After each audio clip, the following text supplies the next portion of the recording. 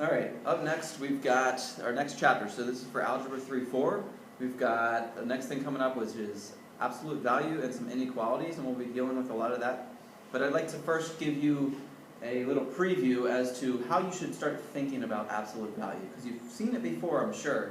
It's probably been a little while, and it always kind of confused me a little bit, just because of the way that it was explained. So I just want to give you a little bit of a background onto how you should start thinking about absolute value. So first I'll start off with a really, really simple example.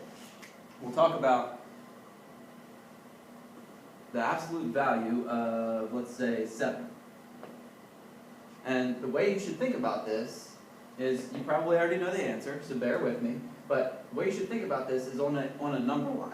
So what the absolute value does is it takes this number, or whatever's inside, I should say, anything inside this absolute value, and it says, how far away is this thing, whatever's inside there, from 0? So how far is 7 in this case away from 0? Well, if we look at it on a number line, so that we can make sense of it, have our number sense ready, we are 7 away from 0. That's how far away we are from that, from 0. Now, I can also ask, what is the absolute value of -7, right? So, how far away from 0, and that's going to be the recurring question.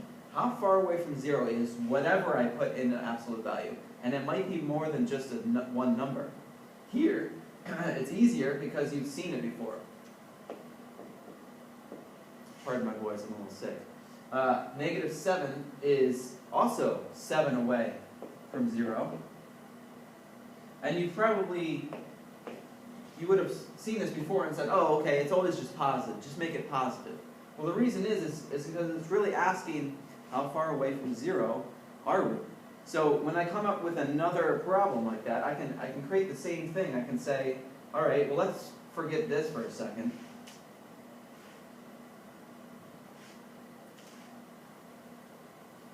What if it was an actual problem? What if we had like 3x, we know that, let's say we knew the absolute value of 3x was 9, right? Well, again, if we draw the number line and start asking ourselves the same questions as we did before with a simple problem, now we're extending it to something in a little bit of the unknown category. We've got the number line.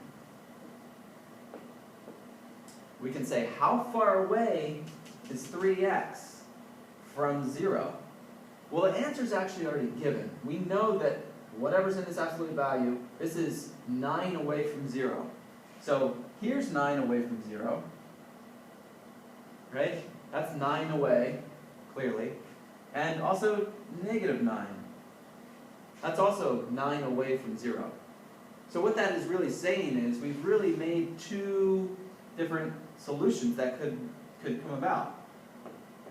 We could have 3x is just equal to 9, or 3x is equal to -9, because that means that 3x is 9 away from 0, or 3x is also 9 away from 0. It's the same thing, it's just we have two different possible answers here. And now that you break it up into two problems, you can solve for x. So we've got multiple answers that x could be. So x either equals 3, or